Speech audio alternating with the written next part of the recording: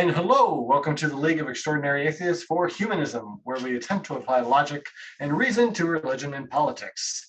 I am here with Nacha, witness. He's in the background. And my lovely, beautiful co-host, Christy Santiago, is out for other work right now. But she misses everyone and she loves you guys and she says hi. So, as it is just me, Mac, where are we starting tonight? And I didn't ask Nacha first, so I had to look at the screen. We are in Ukraine.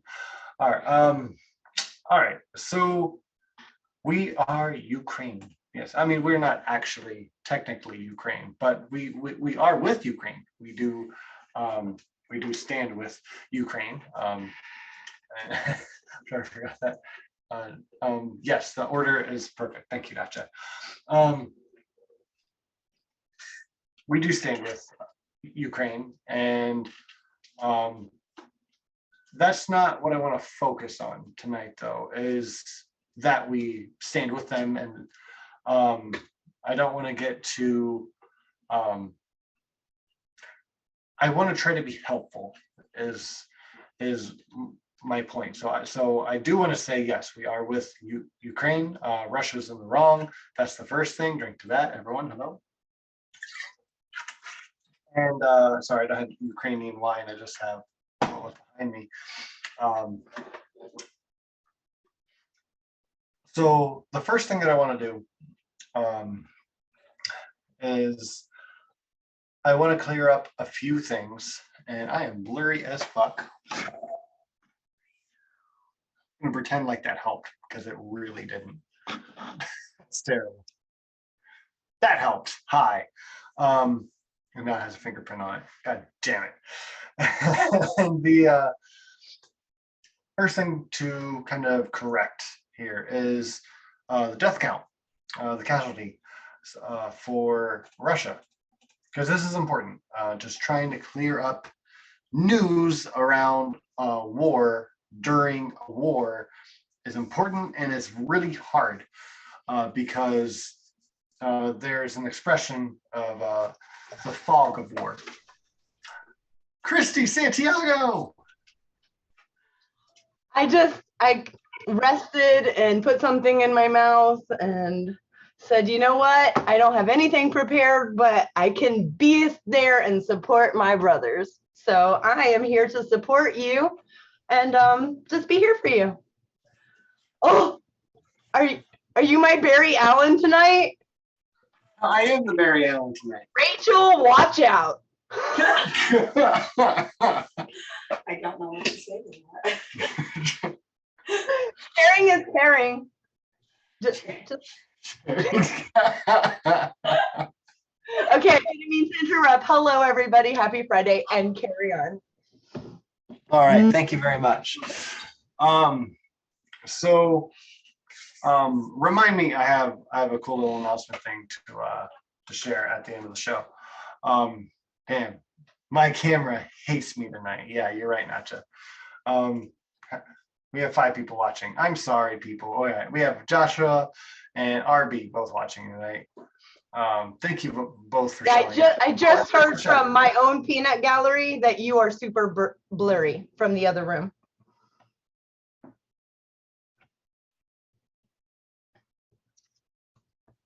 Yeah. There. I wiped harder. I like it. You can edit that part out, right, Nacha? All right. I'm here. Okay. Now let's just forget this last 4 minutes. And let's get to the news. Thank you for coming to support us, Christy. All right. The fog of war. The fog of war is a real thing. What it refers to is that it's really hard to get accurate information about a conflict or a war during said conflict or war. If you don't know that, it is important to know. So one of the first things I want to point out is the casualties. Russian troops, first and foremost. more than 1,300 Russian troops have been killed during what the Russian President Vladimir Putin insists on calling a special military operation in Ukraine that began on my birthday, February 24th. Sorry, everyone. According to Colonel General Sergei Radsky, doesn't matter who, but the officials of Russia are saying that about 1,300 troops have been killed during this conflict. NATO estimated 7,000 to 15,000. Other officials in Ukraine, in Kiev, are saying 16,000 or more.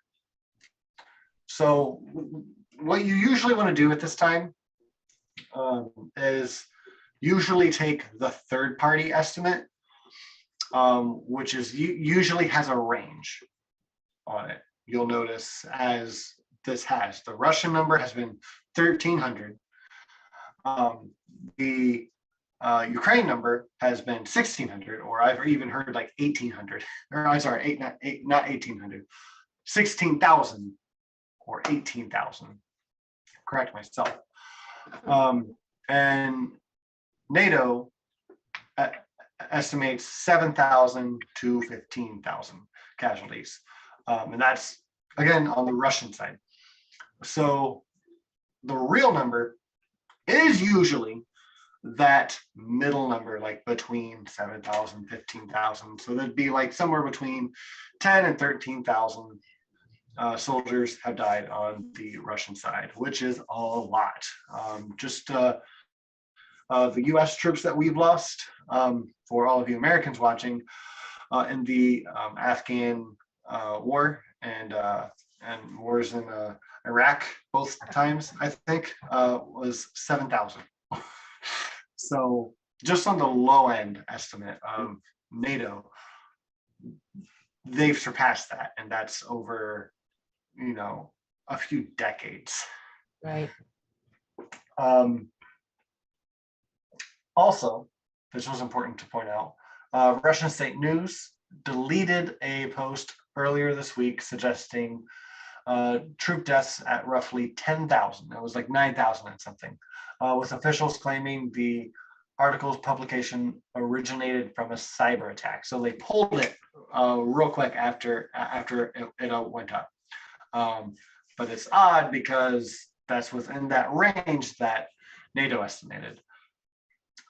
Usually the low estimate comes from, again, saying, oh wait, can I get taller? Rachel, you're so much shorter than I am. That's like an inch, jeez. Then why'd you push it down 7.5 inches? Anyways, it's not part of the news. 7.5 inches. Fastest man alive. Hold In a gallery, my bad. on. Back to deaths. Good segue. Have to keep it light. Yeah, gotta keep There's no way. There's no way. let's drink to that.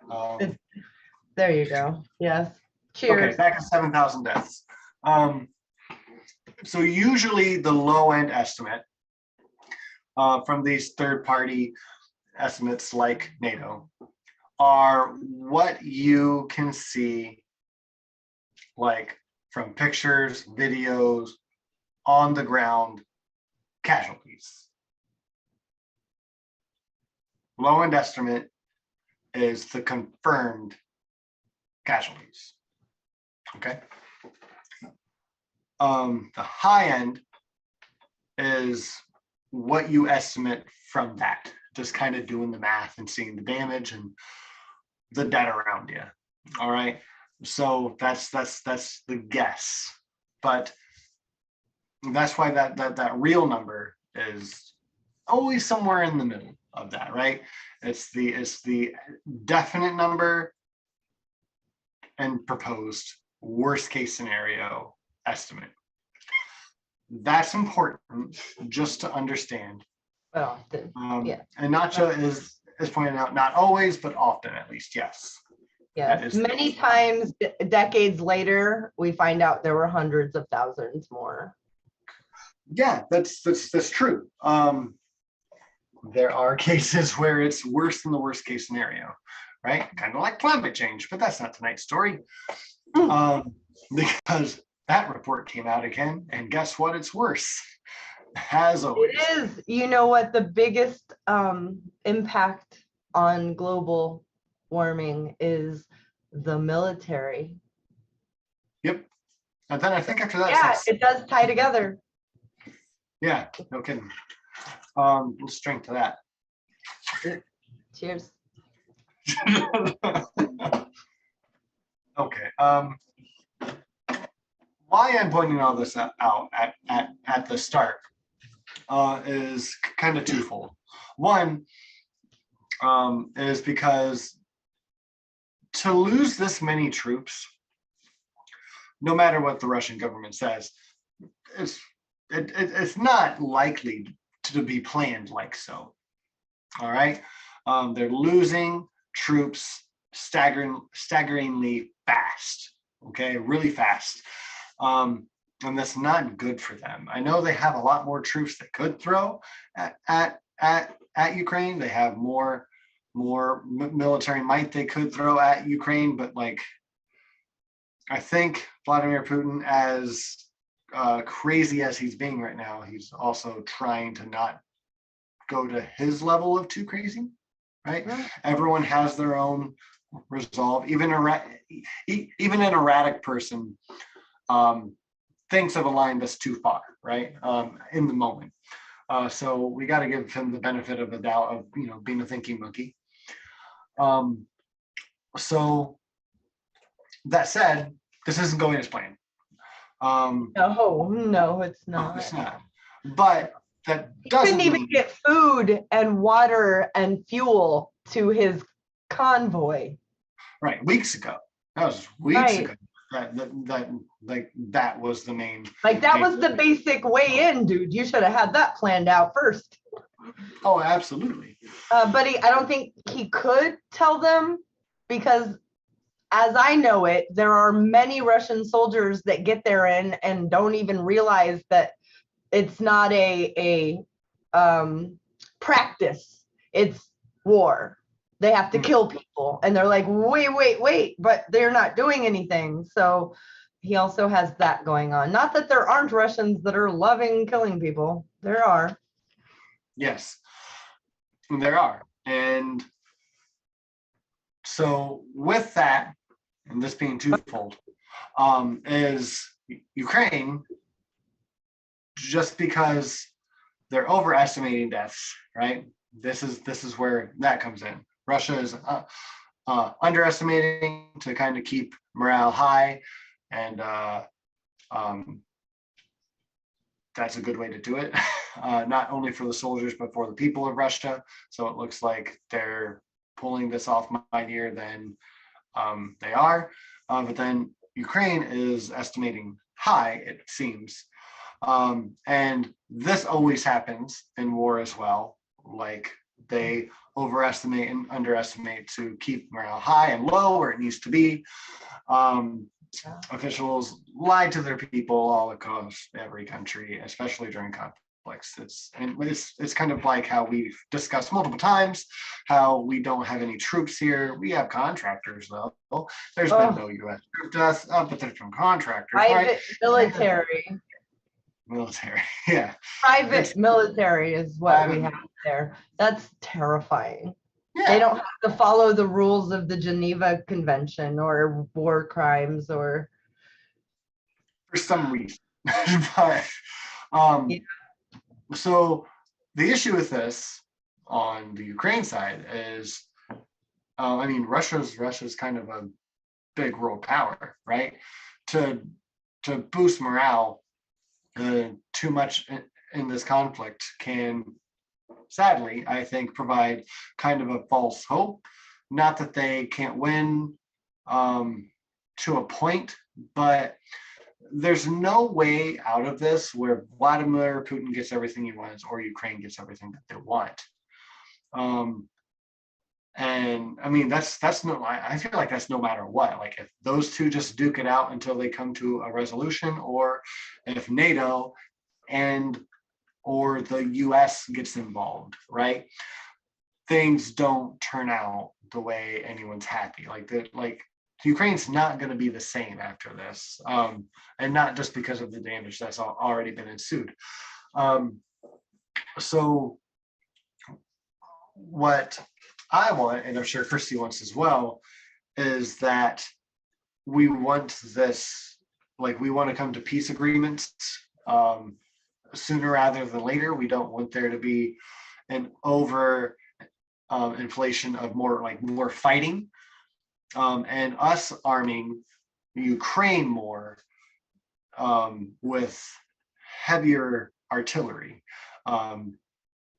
will lead to more fighting, more deaths, right?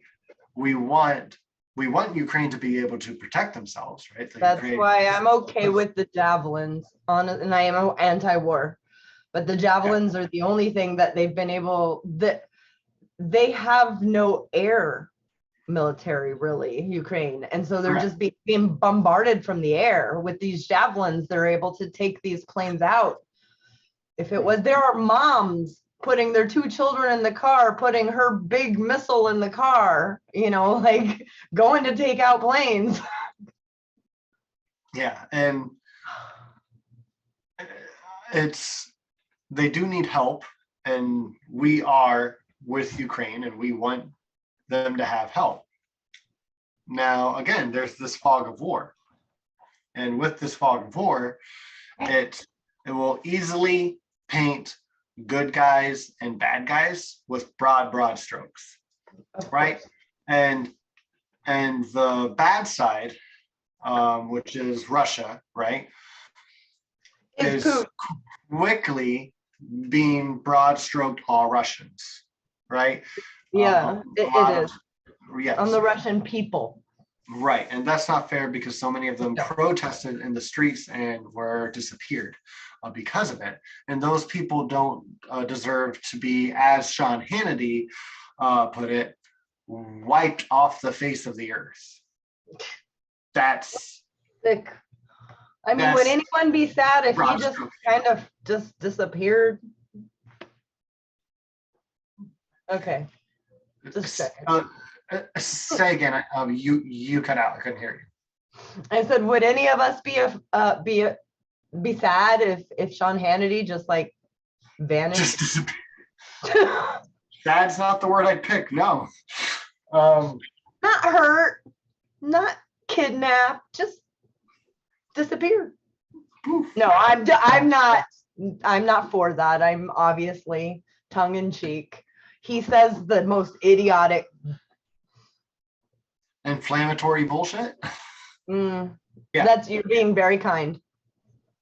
Yeah, I'll be less kind. I'm still not against. I wouldn't be sad. Anyways, on the other side, right? All Ukrainians on the good side are being painted as the good guys, and that's a problem because 20% of their military are card-carrying Nazis, neo-Nazis, right? Right. It isn't actually that much, and I do want to. This is very important, you guys. The United States has more white nationalists, Nazis, all of that whole mix. We have more here. So invade us.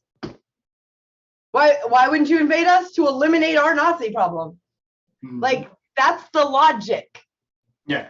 So okay, it's not, you don't do that. Let them handle it. And you're correct. They are not the good guys. And guess who all the weapons are going to mostly? Azov Battalion? Is this particular battalion, yes. Hey. Yes, Azov Battalion, and also like just other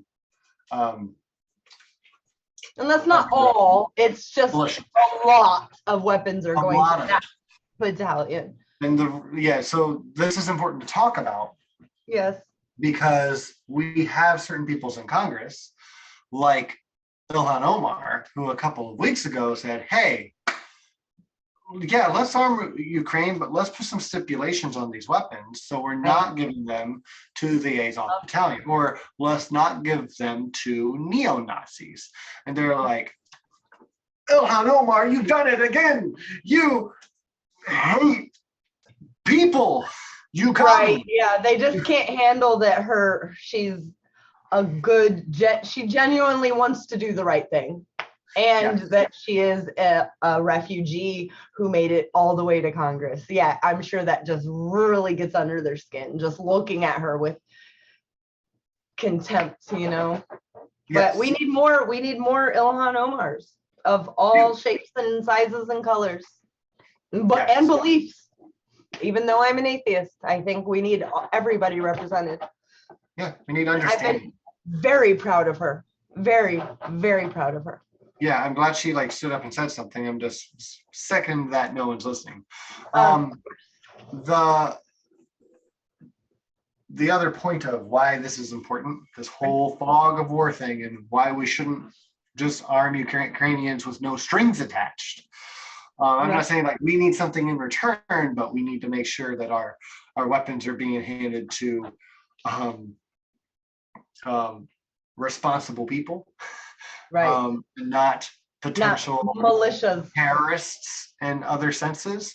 Is that we did this again back in Operation Cyclone in '79. Wait, I can name like 20 others, but go ahead. Yes. Yeah, where the United States and the CIA gave finance and armed the Mujahideen, right? Mm-hmm. And this is history repeating itself, right? When we arm radical groups, it comes back to literally bite us and kill American soldiers. So if we want to look at our own interest, right. I mean, a perfect example for you guys, a perfect example is Al-Qaeda is who attacked us on 9/11. We all know this. Guess who we're funding and fighting side by side with in Syria? Al-Qaeda. But they have a whole different name and then changed their name again. But it is, without a doubt, Al-Qaeda. That's who we are fighting with, funding. That's soldier to soldier, buddy to buddy. They're the ones who hurt us in 9/11, not Afghanistan, not Iraq. So yeah, this is right. That's why it's important that us, the people, speak up, because our governments obviously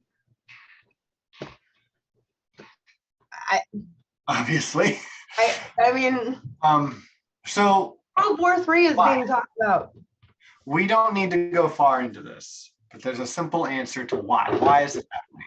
And it's because, I mean, we profit off of those weapons. Oh, yeah. Like Ukraine's buying this weaponry. Mm-hmm. Like we're making a profit off of war, right? It doesn't matter. Like we don't, if we put strings attached, that could hurt our bottom line. Honestly, it's economics. But I don't need to explain to you why looking at it from an economic standpoint, a capitalistic standpoint, is not the right way to look at war. Especially when you look at our history, where it comes back to bite us and where we want to be in 20 years. Read the book or listen to the audio. It's free on YouTube. It's called War is a Racket. Everything Mac just told you will be explained in detail with sources that you can check yourself. All from a general who realized his whole life he had been a general in the military working for corporations and just couldn't believe that that's exactly what they were doing. They were going to other countries and taking over their resources. And he said war is a racket for capitalism, and he breaks it all down. It's quite the book. It's older, it's tried and true, and like I said, it's free. If you can't find it, hit me up. I'll send you an audio copy. What's it called again? War is a Racket. Oh yeah. He's done lots of lectures. They're all free and available on YouTube as well. Yep. Cool. I'm gonna check our. Oh, Smitty's here. Smitty. Lots of money. Thank you guys all for coming. If you haven't subscribed, please do so because we are 2 away from 800 subs. That's amazing. Oh, you guys, Lockheed Martin funds CNN, many of those companies and corporations and institutions they even fund our PBS, our public broadcasting systems. Yep. So, and aren't all of the people at the White House press corps from those news organizations pushing for a no-fly zone? they're not all of them, but I would say, yeah, out of, you know, the 20 out of 20 that would be there, maybe 3 are like, that would be World War III. And that's the dumbest thing you could ever think of. There's not. But wouldn't there like high dollar sponsors like make a lot of money off of that? Of course. There That's are weird. billions to be made off of that. That's yeah. And there's land Only grabs. someone would point that out. If only someone. And you know, we care so much about this, as we should.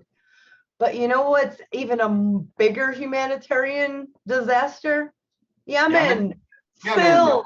Yemen. Yes. And guess who our best friends are? Saudi. Guess what weapons Saudi used to murder them? Ours. Our weapons. Yeah. So like, yeah, not that has anything to do with it, but it has everything to do with it. Where did 15 of the 19 hijackers of 9/11 come Saudi from? Arabia, where That's they weird. just executed by beheading and other means 81 people last week in a 24-hour period for things like being an atheist, blasphemy, for not being holy enough. For one was for adultery. Of course, it was the woman, not the man. That doesn't happen to the men, right? But there was a kid, 18, 17, who was murdered because he posted that he just had some doubts about a few things. That's literally it. He disappeared and then he was executed. They're our best friends. Look, hold on. Smitty just made a really good point, one of our moderators. Thank you, Smitty. He's gonna. For chiming. I mean, he's made a lot of points, but this last one, not being holy enough, so they shot them full of holes. No, that's not the one. The point he made is war crimes didn't become bad until Russia invaded Ukraine. Exactly. Yes. We're talking about the Geneva Conventions and war crime. They're talking about white phosphorus that Putin used this past week.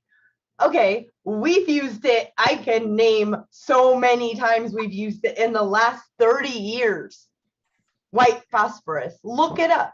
It's fat soluble. It immediately absorbs. It's a fucking chemical and it's war crime. Yeah. And so you're going to be like, look at him doing this war crime. And he can go, yeah, how many times have you guys done it? Okay. And just in case you not that I approve. I don't want anybody to think that I'm like, it's okay because he does there. What about this? Dumb. I am anti-war. Right. And just in case you are part of that camp, which thinks that Russia is in the right, it is worth pointing out that what Lonesome Lenny just said is Putin is backpedaling, saying he doesn't want all of Ukraine, just part of it. So why did he bomb all of Ukraine? When he realized he didn't have he thought it would be easy and over, like when he annexed Crimea. He really did. He has a plan. You guys all heard about the plan that our government had. They wanted to hit the 7 countries. They wanted Iraq, Iran, Afghanistan, Yemen. Okay, remember that.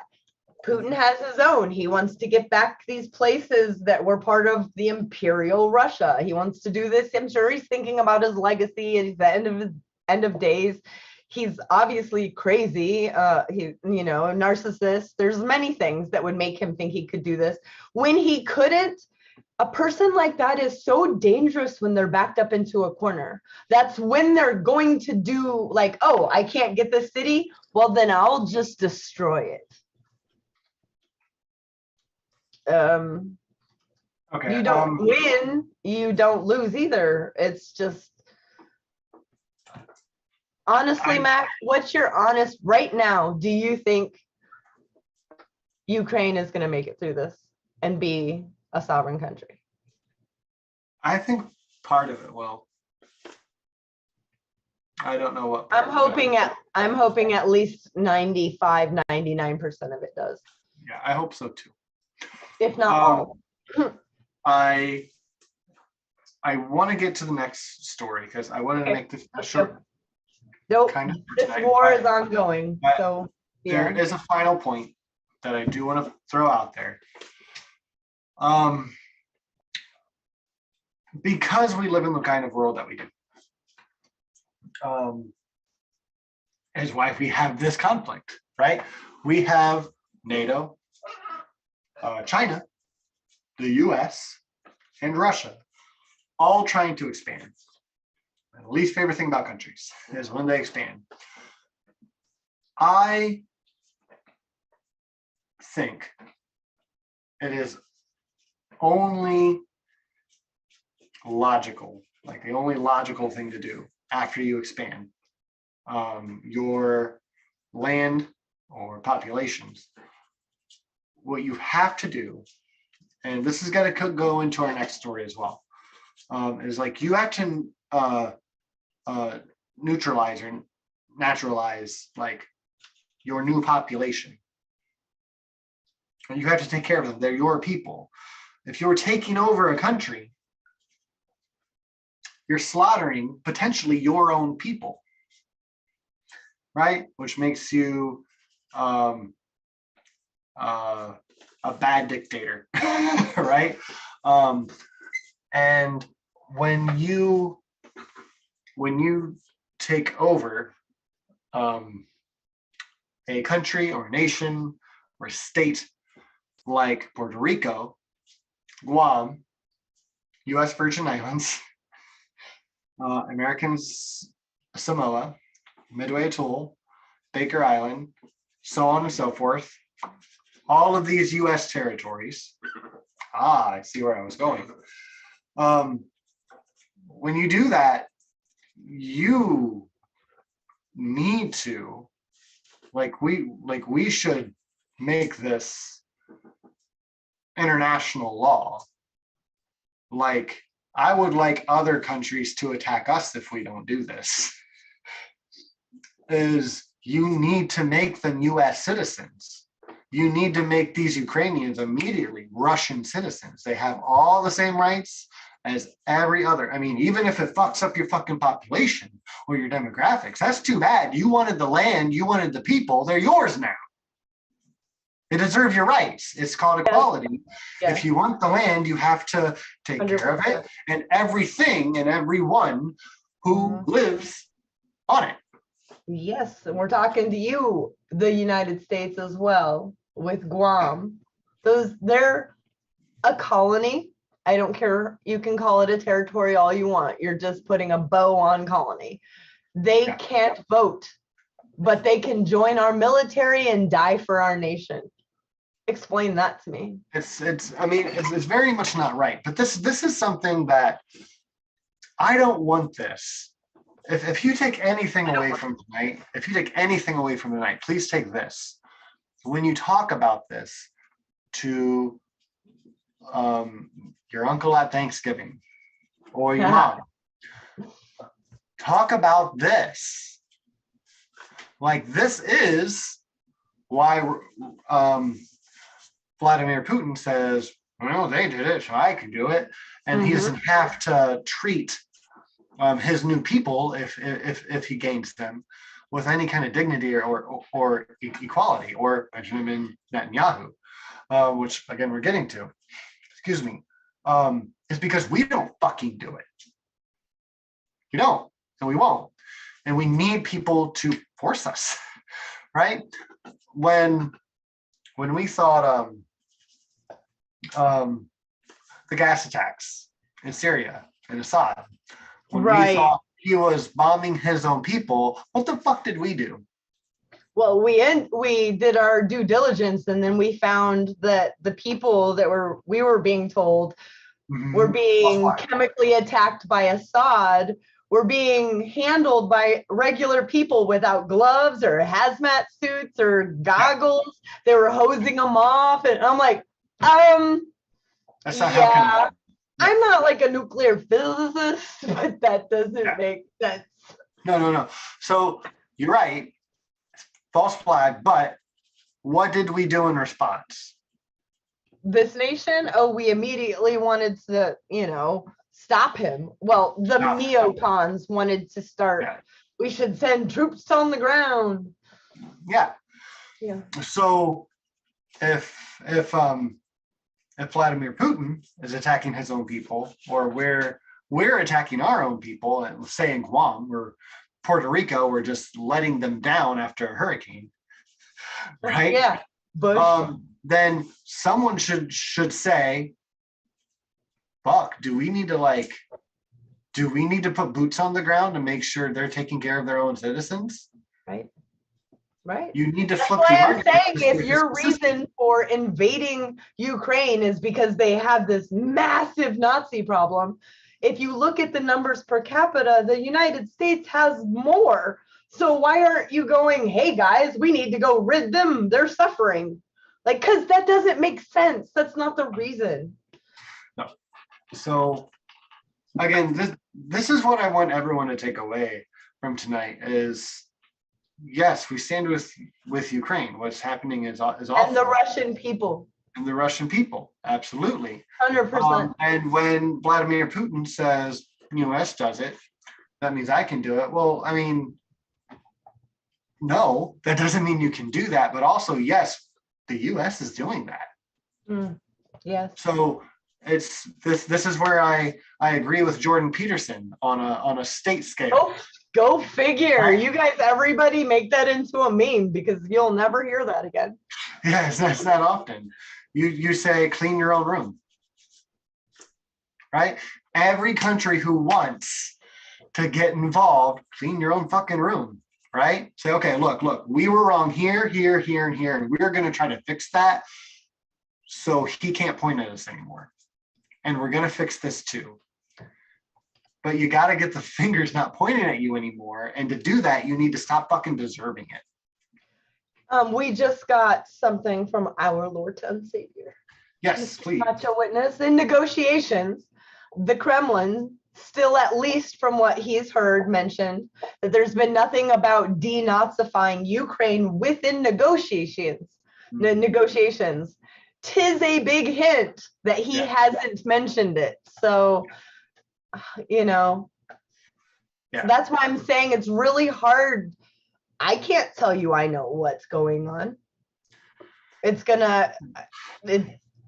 to take a lot of paying attention and time, unfortunately, and paying attention, and then making sure what you just heard came from credible sources and has stuff to back it up, evidence to back it up.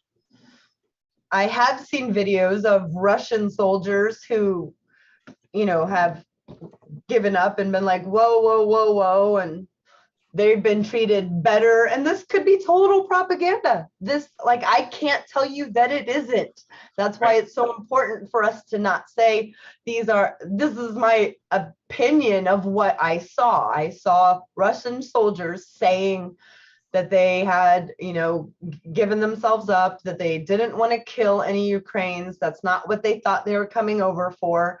And they were treated better in Ukraine than they were in Russia and like I said, could be total propaganda. If it's not, that's tremendous. If it's propaganda, also it's tremendously going to work. Yeah.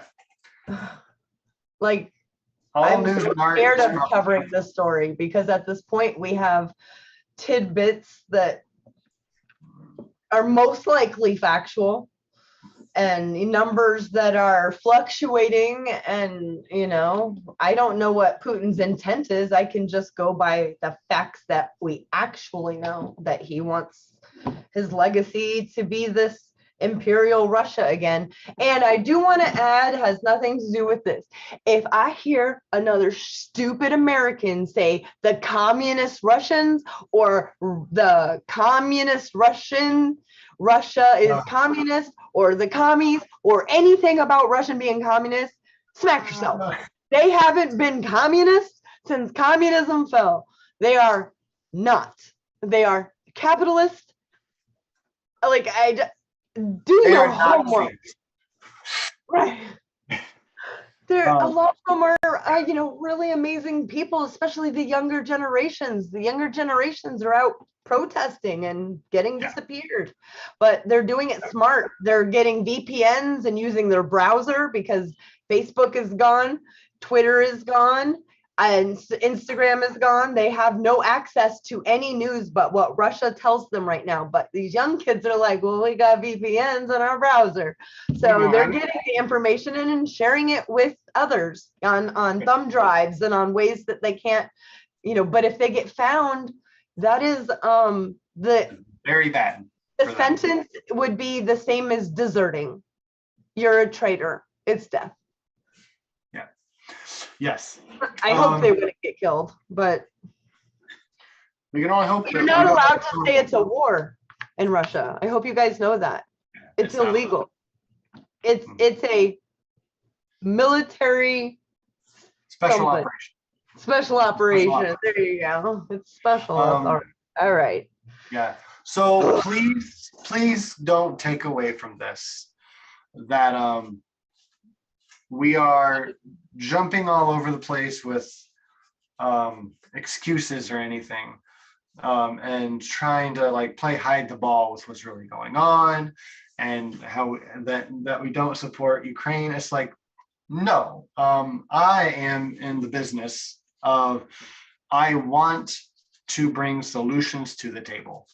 Yes. And when you live in the most powerful country on the face of the planet, and people are looking for my country's help in certain ways, and people in my country want to help in certain ways, it needs to be addressed what our issues are and maybe why we shouldn't help before we do. I agree, Ukraine has the right to defend itself. No fucking brainer. Right. Nacha has added something really great to your point. Okay, yeah, go for it. Russians are on the back foot. They have only taken one major city, and that is not being held strong. Even now, it is actually looking good for Ukraine, where a full pushback of the Russians could be a very possible thing. And then he adds, because he is the Lord and Savior, he's optimistic, and he is hoping that Ukraine will push Russia out and even retake Crimea, maybe too, except for they did vote, unless that was all a sham. They did vote like in a majority to be a part of Russia. However, it's like also they say 98% of Russia votes for Putin as well. Like, that's not possible. So, who knows? And then it's also sort of capitalism. He is correct there. It's not communism at all, but it is a type of oligarchy communism, he adds, but it's corrupted by one of the biggest organized crime dons in the world. It is a mob. It's a mob government, 100%. It's something that we're going towards in our own country here. But it's that's a good point. Not just right. And again, just take what we've shared with you tonight. It's just like trying to clear that fog of war and trying to come up with solutions to this terrible conflict. And not be swayed by very emotional propaganda. Right. Yeah, don't. Ukraine voted to be independent, voted for the independence decades ago. And fun fact, Ukraine means borderlands. Yes, it does. And it goes all the way back to like the 16 and 1700s. It's not something new. In 2014, they actually fought their own government in the streets. I mean, people were dying everywhere. The government was fighting them, and they held up, and it took 90 something days. And finally, that fucking pussy ass bitch dictator fled in the middle of the night in a helicopter. And they knew by morning they had won their own independence in 2014. It was snowing in Ukraine winter, and they were out in the streets. They never went home. They brought tents. People came from all over Ukraine to bring food, you guys need to watch this documentary called Winter on Fire. Has nothing to do with what's going on now. It has everything to do with that. It is wonderful. Learn your It history. really shows you the heart of the Ukraine people. Yeah. It's free. It's on YouTube. Yeah. And Zelensky's doing a good job at being brave for his people. However, I have an issue with something he did this week. That's why I really don't want to cover like a lot of this. He also could be propaganda, couldn't even be true. I cannot find too much to back it, except for by people that I don't really trust, that he has made it illegal for all opposition parties to run for election. However, 11 opposition parties, I heard. However, when I looked into who they are, I wouldn't want any of them either. But I'm thinking that doesn't look good because Putin did that. It's a one-party country, even though they pretend. China's a one-party country. That I don't want that. And so then looking into it with just my opinion, this is my opinion, it would have been better for him to say, we are at motherfucking war. We're not having elections. We're not having parties. If you guys want to get involved, grab a gun and help out. That would have been great. That would have been great. Most of the citizens are leaving or won't be able to even, Russia will bomb the places they're voting at. Like, come on. He didn't have to even do that. I didn't like that. So there's things Assad has done that I'm like, bravo. And there's things that he's done where I'm like, you are the worst person ever. It's always gray, right? It's never black and white. Think about to get that powerful though, or I'm not willing to do the things that would need to be done for me to have that much power. I'm just not. Right. I wouldn't ruin other people's lives so that I could have it better. Yeah, you have to think like a utilitarian sometimes, or at least that's what they want you to do. And I can't. I'm smushy. Vote for Smushy 2024. I'm a lover, not a fighter. Unless we have socket boppets. Ding, ding, ding. All right. Oh, it's gone. Moving on. Next topic.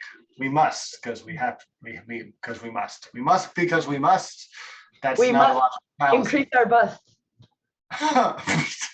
Do you know what that's from? No, Come on, first one to tell me where we must increase our bust. Where is that from?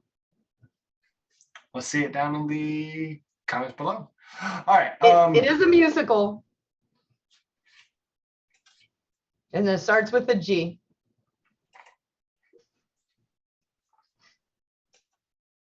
All right. Got We it. won't do long. We'll see who puts it Greece, up. you guys, Greece.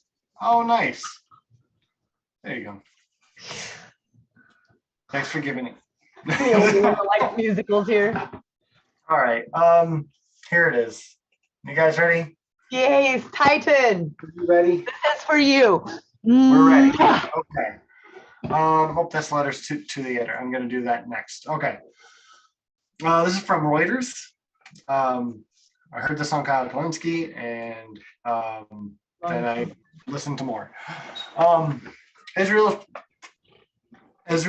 parliament, the Knesset, on Thursday, and this is from March 10th, passed a law denying naturalization to Palestinians from the occupied West Bank or Gaza married to Israeli citizens, forcing thousands of Palestinian families to either immigrate or live apart.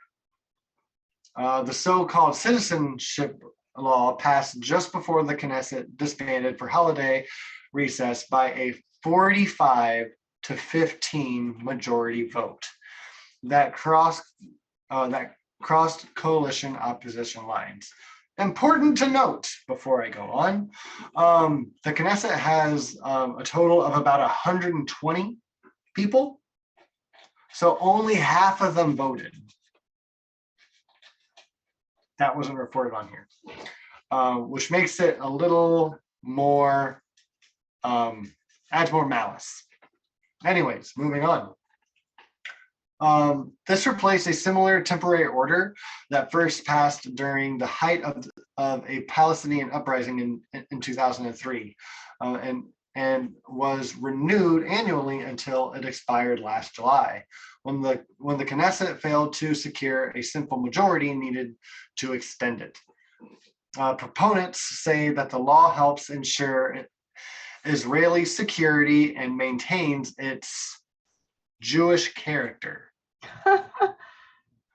Some Knesset members said it was intended to prevent a gradual right of return for Palestinian refugees who were driven from their homes or fled during the 1948 war surrounding Israel's creation, all while Israel prepares to take in thousands of Ukrainian refugees. Before I move on, I have to say, this is part of what I was talking about when I said when you take over someone's land, they are now your people.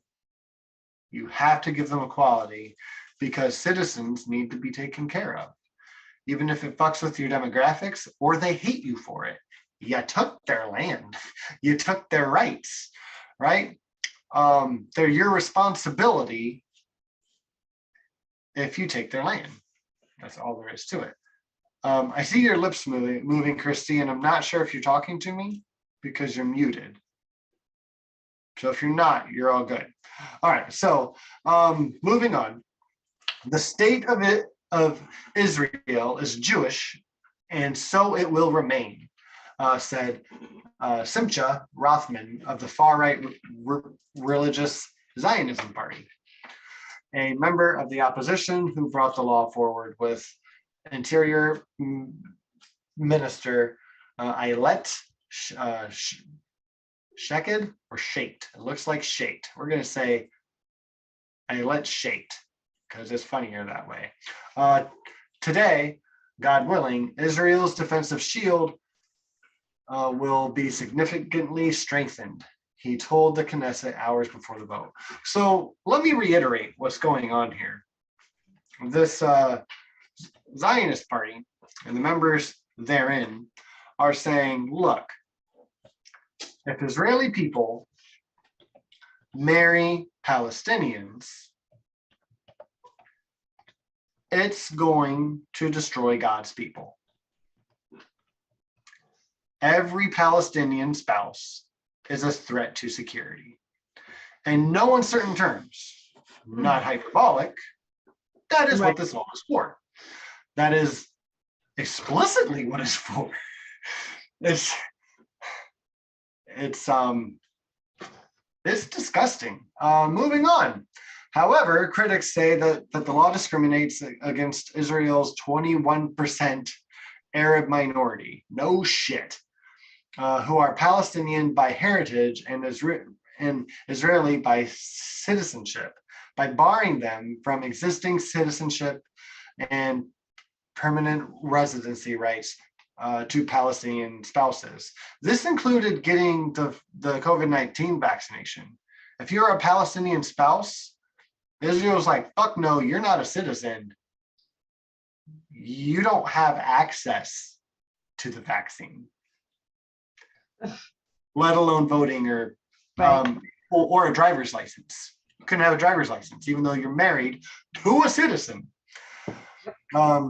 It comes off as xenophobic or racist, or more xenophobic or racist than other laws, because it's not only giving extra rights and privileges to Jewish people, but also preventing certain basic rights only from the Arab population, said Roy Shair, a lawyer with the Association of Civil Rights in Israel. I'm sorry if I botched your name. Last couple paragraphs here. The law also bars the unification of Israeli citizens or residents and spouses from enemy states such as Lebanon, Syria, and Iran, but mostly affects Palestinian women and children, said Shair. It is a form of collective punishment, she added, because it infringes on the rights of an entire population based on the racist assumption that they're all prone to terrorism. Israel captured East Germany and the West Bank and Gaza in 1967, in the 1967 Middle East War. It applies different sets of rules for Jews and Palestinians under its control. That is the Reuters article here. I did read the whole thing, so you know, I will reread the last sentence and add. It applies different sets of rules for Jews and Palestinians under its control. What is that called, Christy? I don't need to say it. Manufacturing consent? No, I'm sorry. It's an apartheid. Well, it's definitely apartheid. Yeah. Yeah. Things I that heard they do like manufacture. the last two sentences I did not hear. That's I okay. was going with the sentences before that, and I'm like, It's okay. It's it applies different sets of rules for Jews and yeah. Palestinians. That's the stuff with apartheid. Yeah. And for some reason, our politicians and many of our news sources won't even call it that. But that's what an apartheid is. That's the definition. And it bears, even though most of our audience already agrees with this, right? Definitions mean something. Words, mean something, and it needs to be called what it is.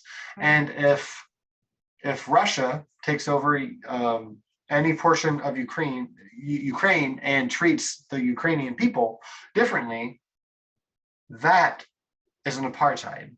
I agree.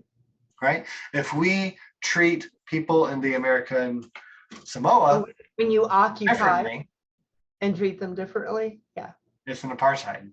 it is.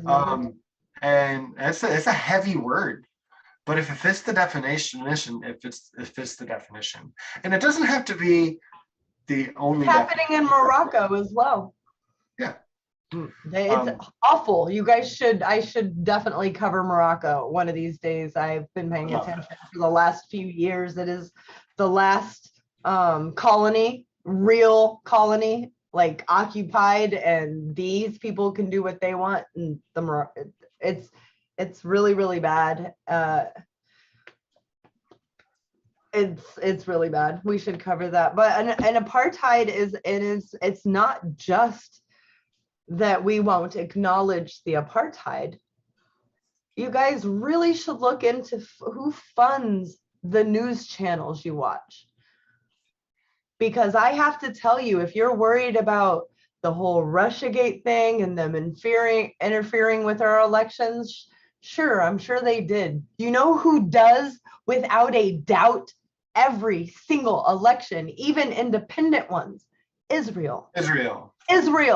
Israel is going to states and paying them so much money so that these states will create laws that people like Abby Martin, who show up in Georgia to speak about media literacy, nothing to do with Israel or apartheid, media literacy.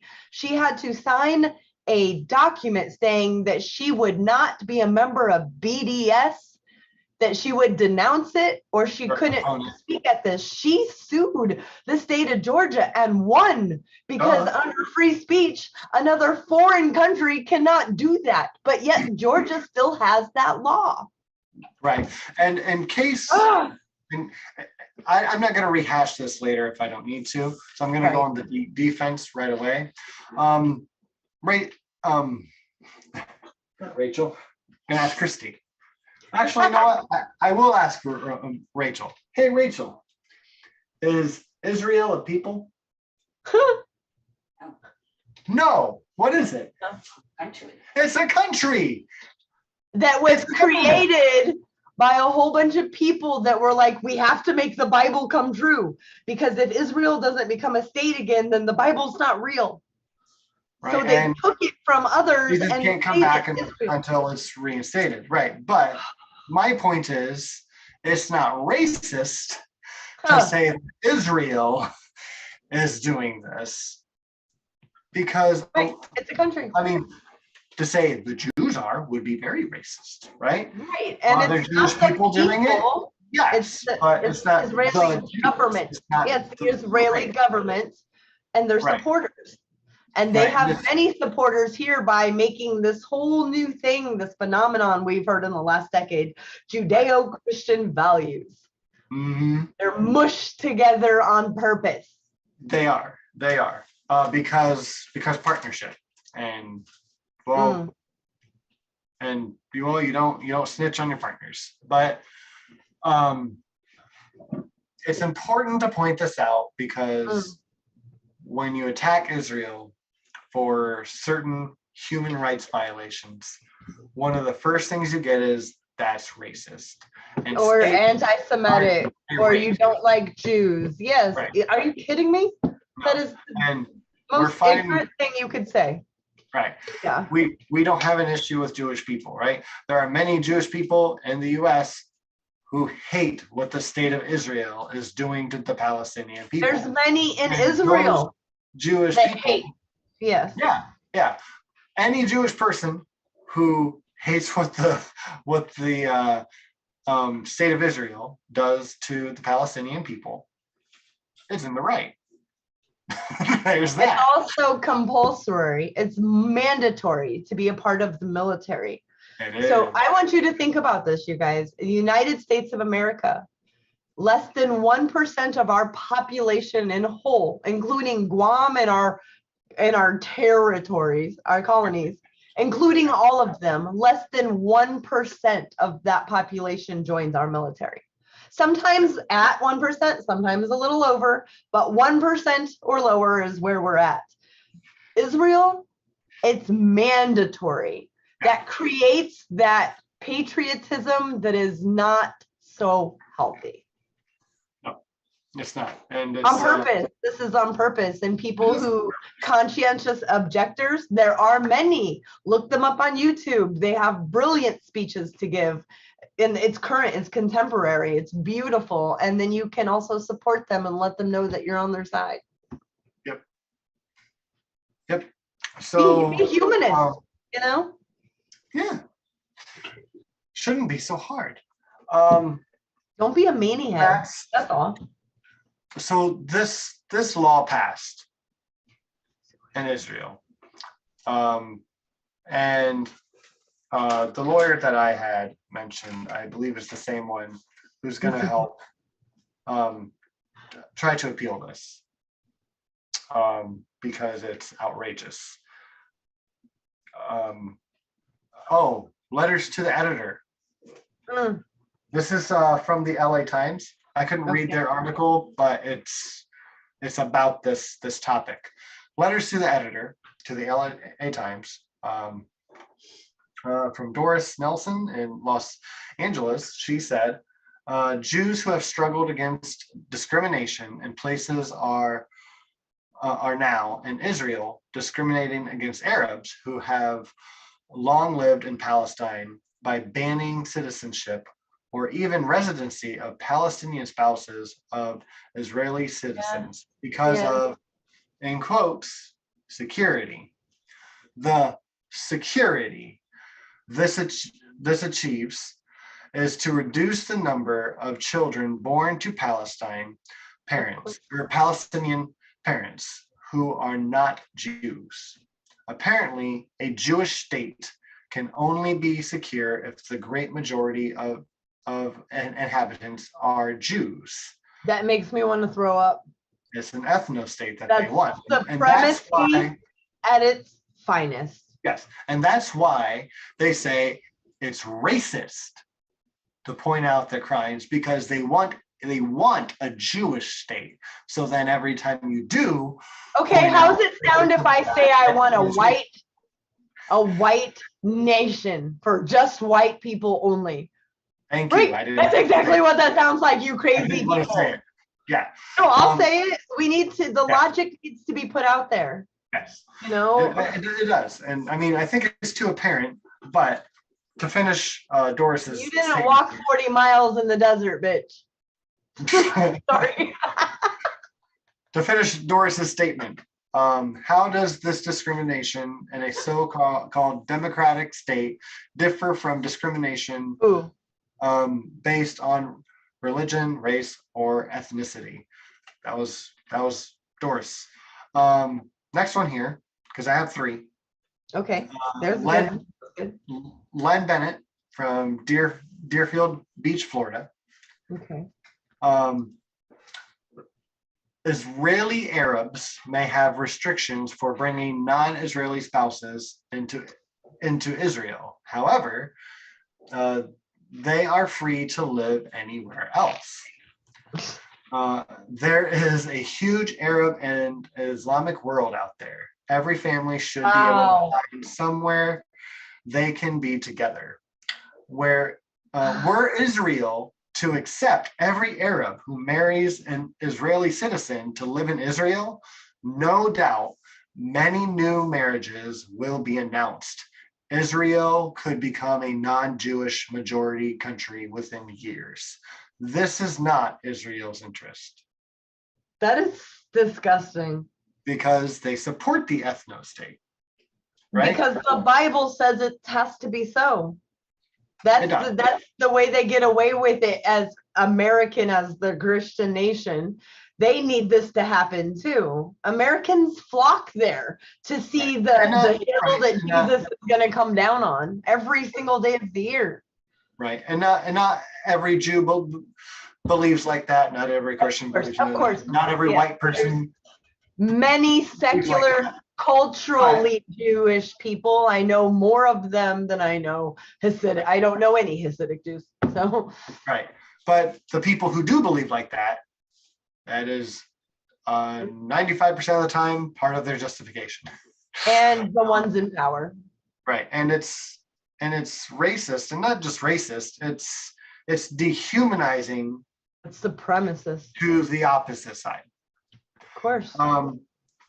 They're saying they are better than in every way. Like this other is inferior because we are Yahweh's chosen people because this book says so. Yeah. That's what I say to that. To the editor. The renewal of a 2003 law by the Israeli parliament that prevents residency and Israeli citizenship for the West Bank and Gaza Strip Palestinian spouses of Israel citizens is a loser. This is effectively a law that determines whom you can love and marry. That looks and sounds inhumanely draconian. Richard Z. Fond of Sherman Oaks. I only found 3 of these. I would have liked to have read more. I probably could have found more. But just to see what a few people think around the world of this, I thought was worth sharing on air, because it's not just our opinions. But I'm glad that that we see other people see that there's fallacy in this, right? That there's hate in this. Like, you have to hate a people to treat them this way. It's not just for security. It's a good point. And Vladimir Putin is doing this right now with Ukraine by saying he's fighting neo-Nazis and acting like NATO's trying to expand, which it was, right? 100%. But the only way you get people as a collective to follow you to do atrocious things or suppress other people is if you can first make them feel like the victim. Our white culture is being attacked, and our great-great-grandchildren will not know what our white culture was. Oh, don't be so fragile. That's what I have to say to that. Tucker Carlson, Don't be so John fragile. Hannon, Laura Ingraham, Donald Trump, all use this argument, which is the same that they do in Israel with Netanyahu and the few other people that I named in the past article. They're looking for an ethno state, and you can only start to attain that if you rally people who look like you to feel like they're in jeopardy, and their way of life is too. Yeah. And when you do that, you have to dehumanize, like you have to make monsters of those who are by diversifying with you. Or how can you kill them if Right. they're too human? It's that apartheid is how you do that. Yeah. That whole marriage thing. We also have senators coming out this week, one in particular saying he's running on anti-interracial marriage. Yeah. Anti-interracial marriage. That's the same dumbass shit that Israel's saying. Like, okay, I love that I'm science illiterate enough to know that the human species has changed so much since we became. We're going to change so much more. And keeping your little dumb ethno state is like the tip of my fingernail compared to my body of what the rest of the world's going to be. Like, human history has been human history in front of us. We have 1 billion years before our sun blows up. Do you think we're still going to have, it's going to be like 15 white supremacists hiding in some church with all the guns, and we got to save our race? They're going to be the only ones left. I don't think we're going to make it 1 million years, let alone 1 million, Christy. I mean, we'll have humans of all different colors always. It just will be. Yeah, it will be, and that's fine. Like, the more diverse you are, not just skin color wise, but culturally, zip codely, right? The more you learn. One of my favorite quotes that I've heard relatively recently, and it's kind of humbling. Everyone you meet, every person you pass on the street knows something you don't know. Right. It's incredibly humbling. If you would just take the time to figure out what that is, you would be more enlightened every day, every hour.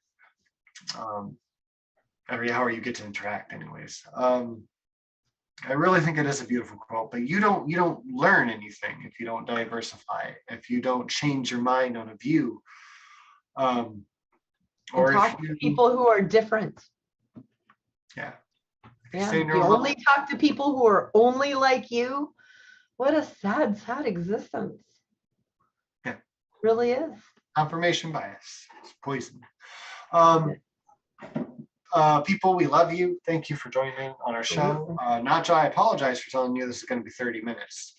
It's my fault. It's my fault, really. I said, you know what? I really didn't know if I would even be able to sit. I thought I'd be laid up with ice at this point. Yeah. And I thought I didn't have to put together anything. I could just show up for my 2 boys. And then, I have to run my mouth. Sorry. You should be able to mute me and just mute me mid talk. I'll just keep talking. No one will know the difference. I love you guys. I am glad I showed up. I actually am. Me too. I love what you had to say about Ukraine. It's on everyone's minds. Let's try to keep our scientific, literate selves and logic in the forefront, and our humanity actually right along with that, because It is so needed. Seeing people suffer, I feel just as bad for the Ukrainians as I do for the Yemenis. I just do.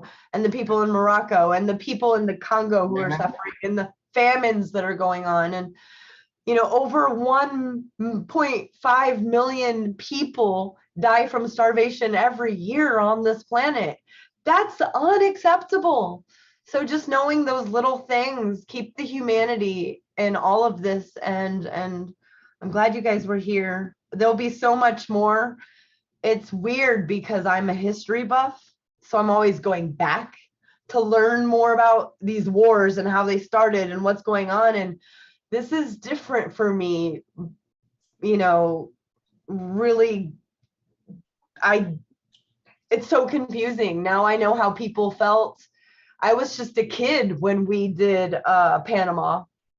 Or not, I wasn't even born when we did Panama. When we did a lot of South American coup d'etats, I was just a kid. I learned about them as history. And we're going through it. So as a responsible person, I don't want to state, you know, really anything except for mostly the things that we said tonight. That's about all I can really say. I do want to say I'm in awe of Zelensky being in regular clothes on the ground with his people, because name a president besides Teddy Roosevelt that wouldn't be 40 levels underground in a bunker of our country. Name one. That's pretty badass. Jimmy Carter put solar panels on the roof of the White House. He did all these hippie things, and then Reagan came in and tore them all down. So yeah, no, Carter was when I was born. Yeah. He had a huge garden. He wanted to grow all the vegetables for the White House to eat. He did solar panels. He did all these, and they were like, get him out. You know, if Jimmy Carter would run high during a fallout kind of ordeal, it'd be in a peanut silo. With that, we are gonna. That means you understood history and you made us silly, and I totally dig it. I'm getting better with age. All right, like so we are going to end the show. We love you guys. Thank you so much for joining us. I do have one special announcement before we go, because I haven't been on them in the last few weeks. A lot's been going on. It's been a kind of roller coaster, but one awesome, great, wonderful thing happened. Besides me becoming an uncle, I also proposed to this fine lady. And let me see. Let them see. Look at that beautiful ring. It's pear. Yes. You did good. Yeah. Did good. Did real good. Did real good. Yes. And now you're the Brady Bunch. Yeah. Yes. Yeah. 2022, you guys need your own reality show. We don't have time for that. Yeah. I know. You have a tribe now. Yeah. You have your own tribe. I'm very proud. That was amazing. Congratulations. And congratulations on being an uncle and an aunt. How exciting was that? Wait, Yeah. How did the mom do? So what? How did the mom do? I know the baby's great. How did the mom do? Because that's she put in the work. She did. So, I know. I know. So that's wonderful. She's healthy and recovering. That's great to know. And to everyone else, I love you guys too. And stay humanist, because there's no God. Godless sakes. Good night.